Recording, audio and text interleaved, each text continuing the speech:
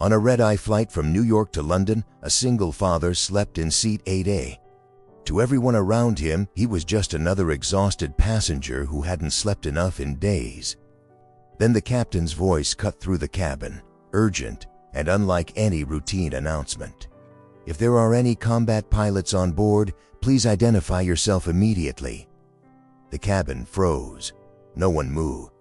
The man in seat 8A opened his eyes and understood that the past he had buried to protect his daughter was calling his name. Why would a single dad be the one an entire flight was waiting for? 3 hours earlier, Michael Turner had boarded Air Atlantic Flight 447 with nothing but a carry-on bag and the kind of exhaustion that comes from being both father and foundation to a 7-year-old girl. He found seat 8A without looking at anyone, slid into the aisle seat, and let his head fall back against the headrest. The young man beside him wore headphones and didn't look up. That suited Michael fine. He wasn't looking for conversation.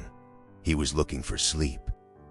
The flight attendants moved through their safety demonstration while Michael closed his eyes. He had made this trip twice a year since taking the software engineering job in Portland. Flying to New York for client meetings he could have handled over video calls, but the company insisted on FaceTime, and Michael needed the paycheck more than he needed to argue. So he took the red eyes, slept when he could, and got home to Maya as fast as possible. Sleep came quickly. The hum of the engines became white noise and the cabin lights dimmed, and Michael Turner disappeared into dreams he would rather not have. In the dream, he was back in the cockpit of an F-16. The sky around him dark except for the glow of his instruments. His call sign crackled through the headset. Falcon. They had given him that name during his second year of flight school, back when he still believed he would do this forever. He had worked twice as hard to earn his wings a black pilot in a world where faces like his were still too rare in the cockpit. The stick felt right in his hands the way it always had, like an extension of his own body. Then Maya's voice cut through the radio static, small and worried. "Daddy, are you coming home?" The cockpit dissolved.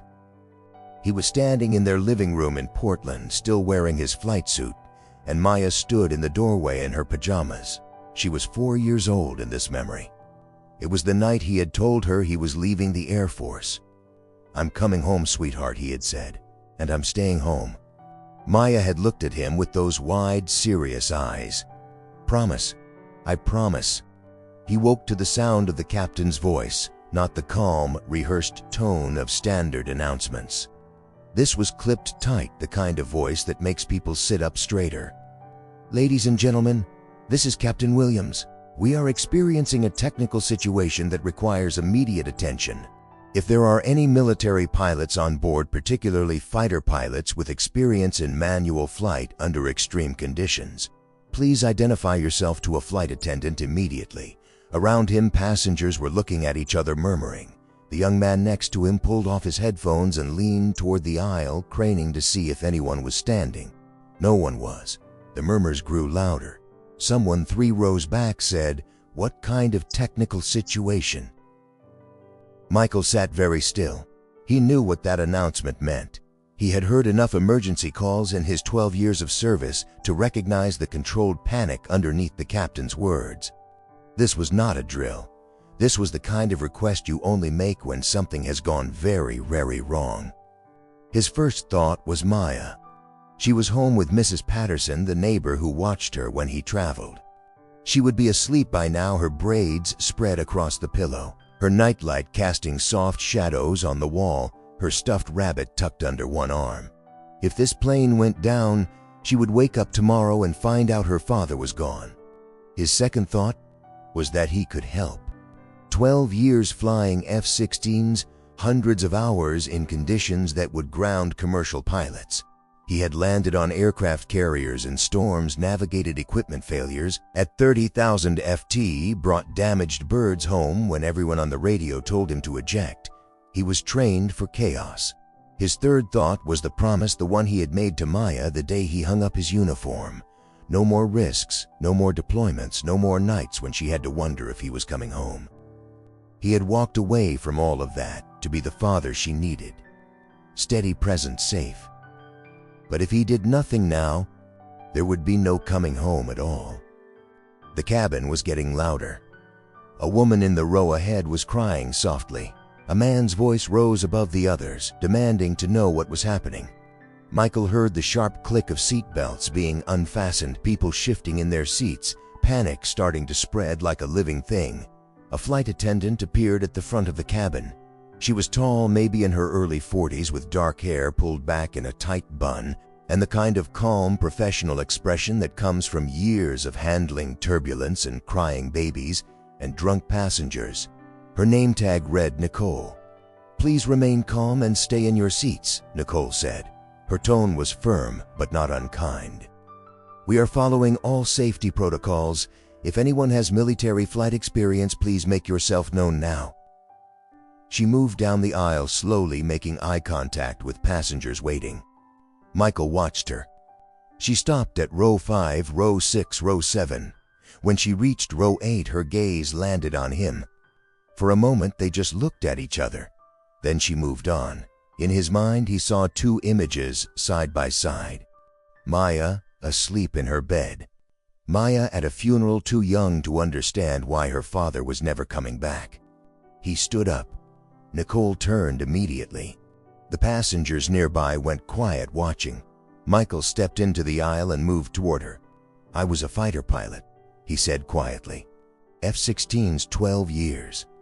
Nicole's gaze swept over him. He knew what she was seeing. A tall black man in a wrinkled hoodie and jeans, unshaven, dark circles under his eyes. No uniform, no credentials, nothing to prove he was anything other than a tired passenger who maybe watched too many movies. "You're saying you're military?" she asked, her tone neutral. "I was," Michael said.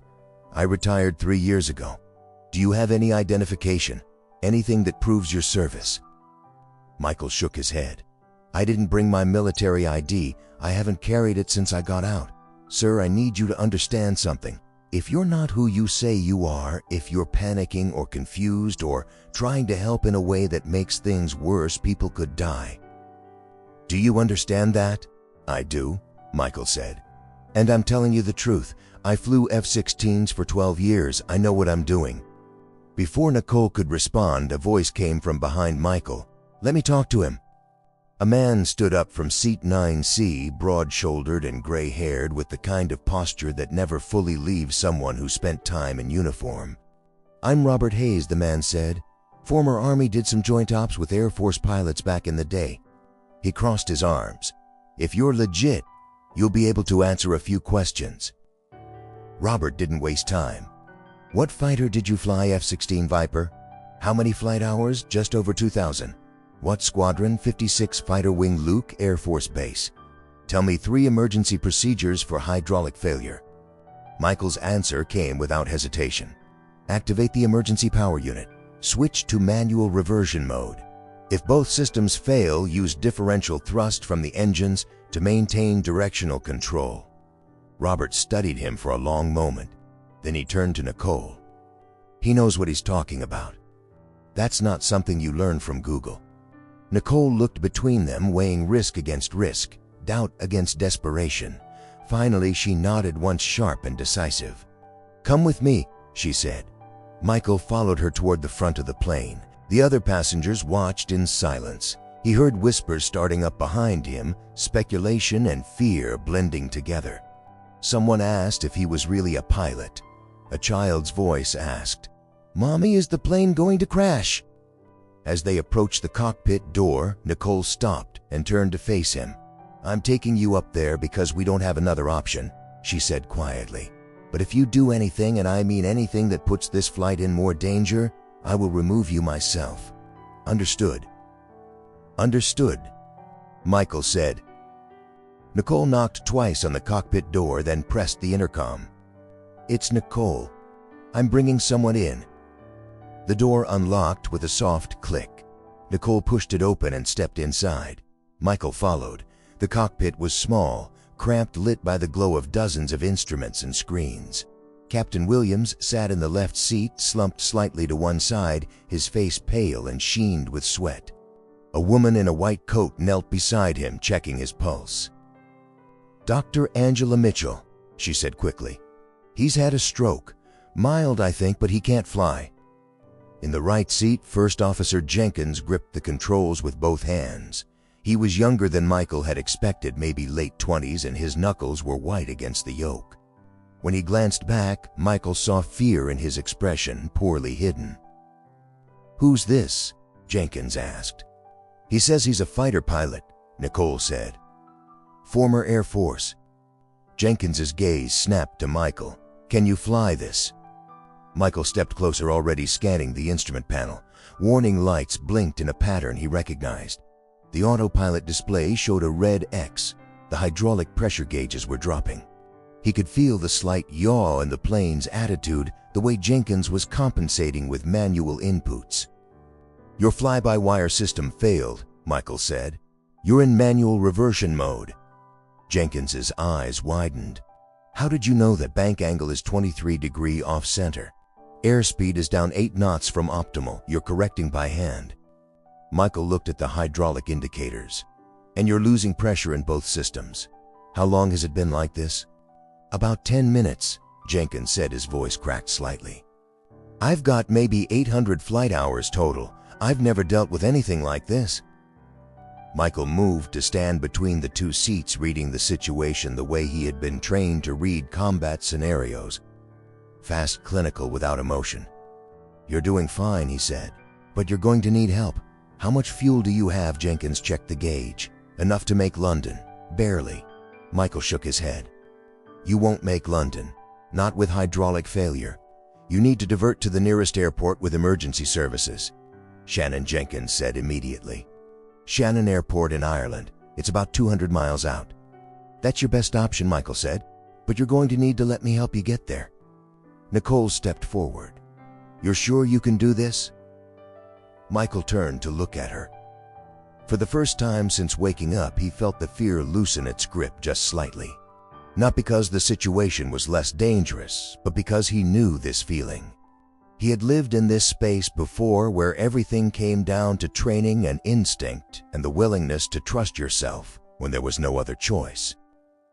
"I can do this," he said. Nicole held his gaze for 3 long seconds. Then she stepped back. "Do it." Michael moved to the jump seat behind Jenkins and sat down. Through the windscreen, he could see nothing but darkness and the faint glow of stars. Somewhere far below, the Atlantic Ocean stretched out in all directions, black and endless. Somewhere far behind, Maya was asleep, safe.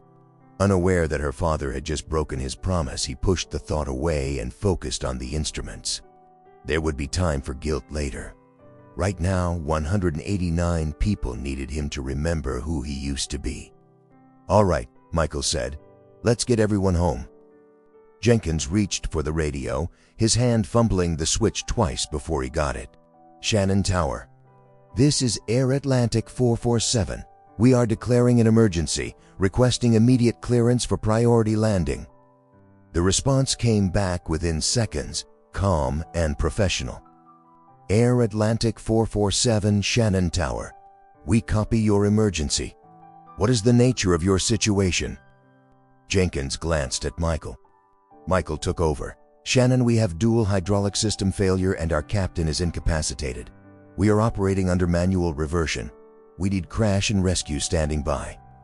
There was the briefest hesitation on the other end. Then the controller's voice came back. "It's later now, but still controlled. 447. Understood. We are clearing all traffic. Runway 10 is yours. Emergency services are moving into position.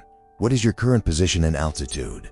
Michael read off the coordinates from the navigation display. "We're approximately 190 miles west-northwest of your position. Flight level 370. We'll need to start our descent soon." "Copy that." 447, we'll guide you in. How many souls on board? 189 passengers, 6 crew. Understood. We're ready for you. Jenkins set the radio down. "What do we do now?" "Now we start bringing her down," Michael said slowly. "We can't afford any sharp movements with the hydraulics this compromised. Every input has to be smooth and deliberate. Behind them, Dr. Mitchell was still kneeling beside Captain Williams. She looked up. "He's stable for now, but he needs a hospital soon." "We're working on it," Michael said. He turned his attention back to the instrument panel. The hydraulic pressure gauges showed both systems continuing to drop. They were running on fumes and backup reserves. He did the math in his head.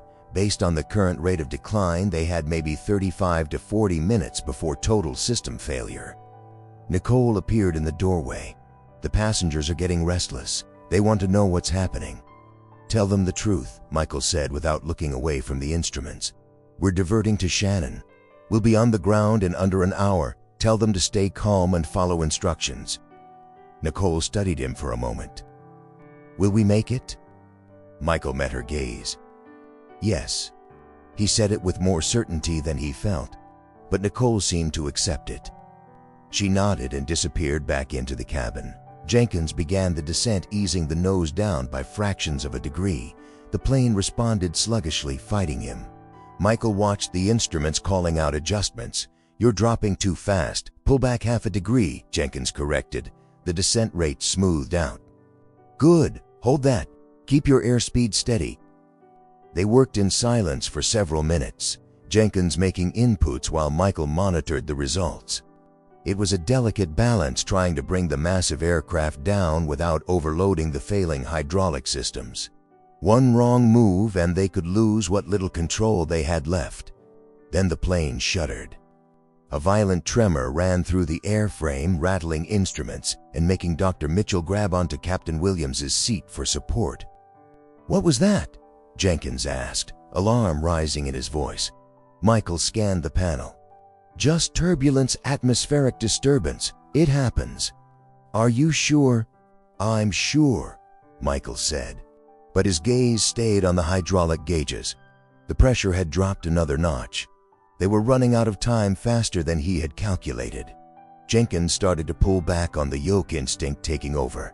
Michael reached out and placed his hand over Jenkins's. "Don't. If you pull back now, you'll stall us. Just ride it out. Trust the plane." Jenkins's hand trembled. For a moment, Michael thought the younger pilot might ignore him. Then Jenkins forced himself to relax, keeping the yoke steady. The turbulence passed. The plane leveled out. "Good," Michael said. "That's exactly right." Jenkins let out a shaky breath. "I've never been this scared in my life." "Fear's not the problem," Michael said. "Panic is. You're doing fine." But even as he said it, Michael felt his own fear coiling tighter in his chest. He had done this before, flown damaged aircraft, brought them home against impossible odds. But he had always been alone in the cockpit. It had always been just him and the machine and the sky. Now there were 195 people depending on him, and one of them was waiting for him at home, believing he would keep his promise. He pushed the thought down and focused on the instruments. In the cabin, things were deteriorating. Nicole moved through the rows trying to maintain order, but the calm she had projected earlier was starting to crack. Passengers had their phones out, some recording video, others texting loved ones. A woman in row 12 was crying openly. A man in row 20 demanded to speak to whoever was in charge. Robert Hayes stood up from his seat and moved to the front of the cabin. He raised his voice just enough to be heard. "Everyone needs to calm down. I know you're scared. I'm scared too. But the people up front know what they're doing. The best thing we can do right now is stay quiet and let them work." A man in his 40s, reeking of alcohol, pushed out of his seat and stumbled into the aisle. His face was flushed, his words slurred. "Who the hell are you to tell us to calm down? You don't know what you're talking about. We're all going to die because they let some random guy into the cockpit." Robert stepped toward him, his posture shifting into something harder. "Sit down." The drunk man jabbed a finger at Robert. "I want to talk to the real pilot, not some faker who." Nicole appeared between him. "Sir, you need to return to your seat immediately. I'm not sitting down until someone tells me what's really going on." His voice carried through the entire cabin. Other passengers turned to look. The panic that had been simmering under the surface began to boil over. Someone shouted from the back. A child started crying. Dr. Mitchell appeared from the cockpit, her medical training giving her automatic authority. She moved to the drunk man and spoke in a calm, clinical tone. "Sir, I'm a doctor. I've just examined the captain. He's had a stroke and cannot fly this aircraft. The man helping us right now is a trained military pilot. If you continue to cause a disturbance, you are putting everyone on this plane in greater danger. Do you understand?" The drunk man stared at her, his mouth working soundlessly. Then he sank back into his seat, his bravado deflating. Dr. Mitchell looked around the cabin, making eye contact with as many passengers as she could. "I know you're frightened," she said clearly, "but we have someone up there who knows what he's doing. The best thing you can do for yourselves and for each other is stay calm and follow instructions. We are going to get through this." The cabin quieted slightly, not silent, but manageable. Nicole gave Dr. Mitchell a grateful nod and returned to the cockpit. "How bad is it out there?" Michael asked. "It's holding," Nicole said. "Barely." Michael turned back to the instruments. "Then we need to move faster." He leaned closer to Jenkins. "I need you to transfer primary control to me." Jenkins's head snapped around. "What?" "I need to take the yoke," Michael said. "You've done great, but we're about to start the final approach, and I've done this before. You haven't." Jenkins's face went pale.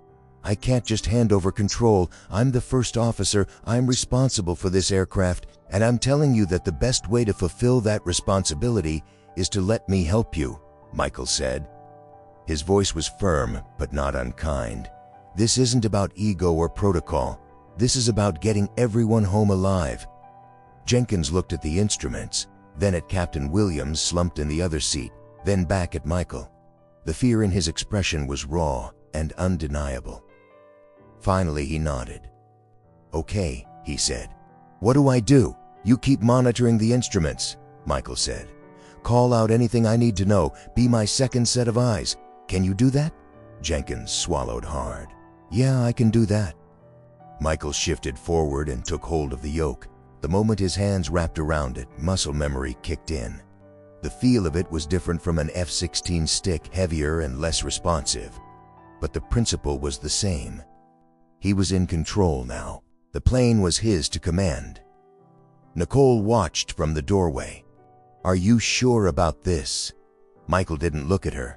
His focus was on the horizon, on the instruments, on the slow crawl of numbers that would tell him whether they lived or died. "I'm sure." He eased the yoke forward, adjusting the descent angle. The plane responded, sluggish but obedient. He felt the resistance in the controls, the way the hydraulics were fighting him, barely holding together. Shannon Tower came back on the radio. 447. "You are 70 miles out. Begin your descent to flight level 25 or 50. Winds are light. Visibility is good. You'll have a clear approach." Michael keyed the mic. "Copy, Shannon. Descending to 25 or 50. He brought the nose down another degree. The altimeter began to unwind. 37,000 to F-10, $36,000. 35. The plane shook again. A long rolling vibration that rattled through the floor. Hydraulic pressure just dropped again. Jenkins said, "We're down to 15% on System 1. System 2 is at 10. Michael's jaw set. They were losing it faster than he had hoped. How much longer can we maintain control? Jenkins checked the readouts. Maybe 20 minutes, maybe less. 20 minutes. Shannon was still roughly 35 minutes out at their current speed. The math didn't work. Michael's mind raced, calculating alternatives, running through scenarios. They could increase their descent rate, get down faster, but that would put more strain on the hydraulics. There was no good option, only less bad ones. Michael made his choice. "We're going to have to come in faster and steeper than normal. It's going to be rough, but it's the only way." Jenkins's voice cracked. "How rough?" "Rough enough that everyone needs to be strapped in tight." Nicole was already moving. She stepped back into the cabin and raised her voice. "Everyone listen to me. We are beginning our descent. I need all of you to return to your seats immediately. Fasten your seatbelts as tight as they will go. Put your heads down and brace. Do it now." Passengers scrambled to comply. The cabin filled with the sound of clicking seatbelts and shuffling bodies. A few people were praying, others sat in silence, white-knuckled and staring straight ahead. An elderly couple in row 15 held hands, their faces calm and resigned. Back in the cockpit, Michael adjusted the throttle and increased the descent rate. The nose tipped forward. The airspeed climbed. The altimeter spun faster. $25,000, FT at $20,000. 15. Hydraulic pressure at 8%. Jenkins said his voice was steady now, focused. Fear was still there, but it had been pushed aside by something stronger. Discipline, training. Michael's hands moved over the controls with practiced precision. He had done this 1,000 times in his mind in simulators in the sky over deserts and oceans and mountains. The specifics were different, but the principle was the same. Stay calm. Trust your training. Fly the plane. The radio crackled. 447 Shannon Tower. You are 20 miles out. We have you on radar. Maintain current heading. You are cleared for emergency landing on runway 10. Copy Shannon, 20 miles out. Michael could see lights now, faint and distant, glowing against the darkness. Ireland, the coastline. Somewhere down there, people were waiting with fire trucks and ambulances and prayers. Hydraulic pressure at 5%. "We're gonna lose it," Jenkins said. "Not yet," Michael said. "Just hold on a little longer." The plane bucked hard, a sudden violent jolt that threw Dr. Mitchell against the bulkhead. She caught herself and steadied Captain Williams, who groaned softly. Michael fought the yoke, forcing the nose back down, keeping them on course. 4%, Jenkins said. Michael didn't respond. His entire focus was on the lights ahead, growing larger, brighter. The runway was out there. He just had to reach it. 3%. The plane was shaking now, a continuous tremor that rattled teeth and blurred vision. Sweat ran down his face. In his mind, he saw Maya's face, heard her voice. "Daddy, are you coming home? 2%. Shannon Tower, we are on final approach," Michael said into the radio. His voice was calm, controlled. Nothing in it betrayed the fear clawing at his insides. "Copy. 447. You are cleared to land. Emergency services are standing by." Michael could see the runway now, a long strip of lights cutting through the darkness. It looked impossibly small, impossibly far away. He adjusted the descent angle, felt the plane resist, forced it down. Anyway. 1%, Jenkins said quietly. "I know," Michael said. The runway rushed up to meet them. 500 FT, 400, 300. The plane was screaming. Every rivet and bolt and weld straining against forces it was never designed to handle. 200 foot. The hydraulic pressure gauge hit 0. "We just lost everything," Jenkins said. The controls went slack, lifeless. The plane was a glider now, a massive metal tube falling out of the sky with no way to steer except the engines. "I'm going to use differential thrust," Michael said. "Increase power on one engine to turn, decrease on the other. It's going to be rough." Jenkins stared at him. "You can't land a commercial jet like that." Michael's gaze never left the runway. "Watch me." He adjusted the throttle on the right engine, felt the plane yaw slightly to the left. He corrected with the left engine. The plane wobbled, fighting him, but it turned. He was flying it the way he had flown damaged fighters, trusting instinct and feel over instruments and automation. 100 feet. The runway filled the windscreen. Michael pulled back on the throttle, killing speed, letting gravity take over. The plane dropped. 50 FT. In the cabin, Nicole braced herself against the seat. Passengers screamed. Someone was reciting the Lord's Prayer. The elderly couple squeezed each other's hands tighter. 20 atit. Michael whispered, "Come on, come on." 10 sati. The wheels hit the runway. The impact jarred through the entire aircraft, a bone-rattling thud that threw passengers against their seat belts and sent overhead bins rattling. The front landing gear hit first, then the rear, and the plane bounced once before slamming back down onto the tarmac. Metal screamed. The fuselage shook violently. They were on the ground, but they were moving too fast. Far too fast. The runway stretched ahead, lit by emergency lights, and Michael knew with cold certainty that they weren't going to stop in time. "We don't have brakes," Jenkins said. "We're not going to stop." "Shannon, we need the sand arrestor," Michael said into the radio. "Where is it?" The controller's response came back immediately. 447. "The sand bed is 3,000 FT down the runway on your right. There will be guide lights directing you. Turn into it when you see the markers." Michael scanned the runway ahead. In the darkness, he could just make out a series of red lights offset to the right. The sand bed. It was designed as a last resort for planes that couldn't stop. A strip of specially engineered sand that would create massive drag and bring an aircraft to a halt. "Hold on," Michael said to Jenkins. Then he raised his voice. "Tell Nicole to brace everyone. This is going to be rough." Dr. Mitchell disappeared through the cockpit door. Seconds later, Nicole's voice rang out through the cabin. "Brace positions now, heads down. Do not lift your heads until we have stopped moving." Michael adjusted the throttle, increasing power to the left engine while cutting the right. The plane began to veer right, sluggish and unwilling. He pushed harder, demanding more from engines that were never meant to be used for steering. The nose swung slowly toward the red lights. The runway blurred beneath them. Michael could see the sand bed now, a darker strip against the concrete, positioned at an angle to catch planes that overshot. He cut power to both engines, completely feeling the plane slow slightly, but nowhere near enough. "We're not going to make the turn," Jenkins said. "Yes, we are," Michael said. He maxed out the left engine one more time, felt the plane shudder and twist. The nose came around, pointing directly at the sand bed. Then he killed the engines entirely and let physics take over. The front wheels hit the sand and the world exploded into noise. The deceleration was instant and brutal, like hitting a wall made of concrete. The plane lurched forward, throwing everyone against their restraints. In the cabin, passengers screamed. Metal groaned. Michael braced himself against the instrument panel as the cockpit pitched forward.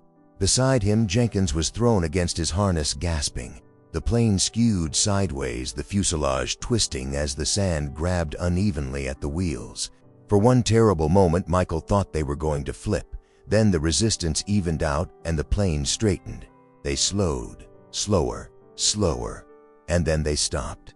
The silence was deafening for several seconds. No one moved. No one spoke. Michael's hands were still locked on the yoke knuckles, white tendons standing out like cables. He forced himself to breathe, to let go, to look around. Jenkins was staring straight ahead, his face bloodless. "We're down," he said, as if he couldn't quite believe it. "We're actually down." Michael leaned back in the jump seat. His entire body was shaking. Adrenaline dumped through his system, leaving him weak and hollow. Behind him, Dr. Mitchell let out a long breath. "That was the single most terrifying experience of my life." Michael turned to look at her. "How's the captain?" She checked Captain Williams's pulse, his breathing. "Still stable. He needs a hospital, but he's going to be okay." Through the cockpit door, Michael could hear the cabin erupting. People were crying, shouting, laughing. The sound was chaotic and joyful and relieved all at once. Jenkins unbuckled his harness with trembling hands. He turned to Michael. "You just saved 195 lives." Michael shook his head. "We saved them. You kept us in the air when it mattered." Jenkins reached out and gripped Michael's shoulder. "Thank you." The cockpit door opened fully and Nicole stepped inside. Her professional composure had cracked. Tears streaked her face, though her expression remained controlled. She looked at Michael for a long moment, then nodded once. "You did it," she said quietly. Michael stood up on legs that felt like water. "We all did." Outside the windows, emergency vehicles were converging on the plane, their lights painting the darkness in flashes of red and white. Firefighters in protective gear surrounded the aircraft. Paramedics wheeled gurneys across the tarmac. The rear door opened and the emergency slides deployed with a hiss of compressed air. Nicole moved back into the cabin to begin the evacuation. Michael followed her. Passengers were standing now, gathering their belongings, helping each other toward the exits. Many were still crying. Some were on their phones calling loved ones. Dr. Mitchell went to Captain Williams, coordinating with the paramedics who had boarded to stabilize him for transport. Robert Hayes stood near the front directing traffic, making sure the elderly and families with children got out first. When he saw Michael, he crossed the aisle and extended his hand. "Hell of a job," Robert said. "I mean that." Michael shook his hand. "Thanks for backing me up." Robert smiled grimly. "I'm a journalist. I'm going to write about this. Fair warning, leave my name out of it," Michael said. Robert studied him. "Too late for that, friend. The whole internet already knows who you are." Michael moved past Robert toward the exit, but passengers kept stopping him. A young mother with a baby pressed his hand and whispered, "Thank you." An older man clapped him on the shoulder and said, "You're a hero, son." The elderly couple smiled at him through their tears. "We're going to see our grandson," the woman said, "because of you." Michael felt something break inside his chest. He nodded, unable to speak, and kept moving. The drunk man from earlier was slumped in his seat, sober now and pale. When Michael passed, the man looked up. "I'm sorry," he said, "for what I said. I was scared." Michael stopped. "It's okay." We all were. At the exit, Nicole stood by the door helping people onto the slide. When she saw Michael approaching, she stepped aside. "You should go first." Michael shook his head. "You're the senior crew. This is your plane." Nicole's expression softened. "Not anymore, it's not." She gestured for him to go. Michael stepped to the doorway and looked down at the slide, the ground below the emergency workers waiting. Then he sat down and pushed off. The slide was fast and steep. He hit the ground and stumbled, caught himself, and walked away from the plane. The night air was cold and damp, tasting of ocean salt and jet fuel. He kept walking until he was clear of the emergency vehicles, then stopped and turned to look back. The plane sat half buried in the sandbed, listing slightly to one side, its engines silent and dark. Debris was scattered around it. Emergency crews swarmed over it, and down the slides came passengers one after another, stumbling onto Irish soil and into the arms of waiting medics. Michael watched them and thought about Maya, about the promise he had made, and broken about the person he had tried to stop being, and the person he had just become again, if only for a few hours. A voice behind him said, "You look like you could use a minute." He turned. Nicole stood a few feet away, her arms wrapped around herself against the cold. The professional mask was completely gone now. She looked exhausted and raw and human. "Are you okay?" she asked. Michael wasn't sure how to answer that. "I don't know." Nicole moved to stand beside him, both of them watching the evacuation continue. After a moment, she spoke again. "I didn't trust you. Not at first. Even after Robert vouched for you, even after you answered all the questions correctly, I thought you might be lying or delusional or dangerous." "I know," Michael said. "But you weren't. You were exactly who you said you were." She turned to look at him. "Why didn't you want to help at first when the captain made the announcement? You didn't stand up right away. I saw you. You were thinking about it." Michael was quiet for a long time. Then he said, "I have a daughter. She's 7. Her name is Maya. She's got her mother's eyes and my stubbornness. 3 years ago, I promised her I was done flying, done taking risks, that I would always come home." Nicole nodded slowly. "But you stood up anyway, because if I didn't, I wouldn't have been coming home at all." Michael looked down at his hands. They had stopped shaking.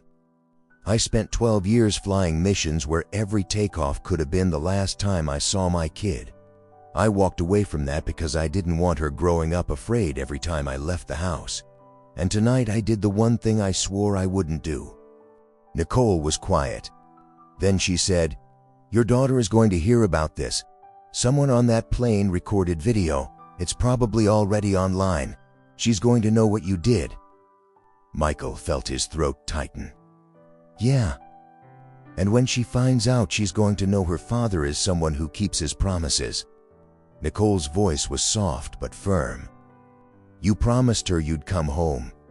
And you did. You just made sure 188 other people could make the same promise to their families." Michael didn't respond. He couldn't. Behind them, the last of the passengers were sliding down to safety. Emergency crews were beginning to secure the aircraft. Somewhere in the distance, ambulances were pulling away, carrying Captain Williams and a few passengers who needed medical attention. Nicole touched his arm lightly. "Thank you, Michael, for trusting us, for letting me trust you." She walked away back toward the other crew members who were being gathered for debriefing. Michael stood alone in the cold Irish night and pulled out his phone. He had turned it off before takeoff. Airline policy.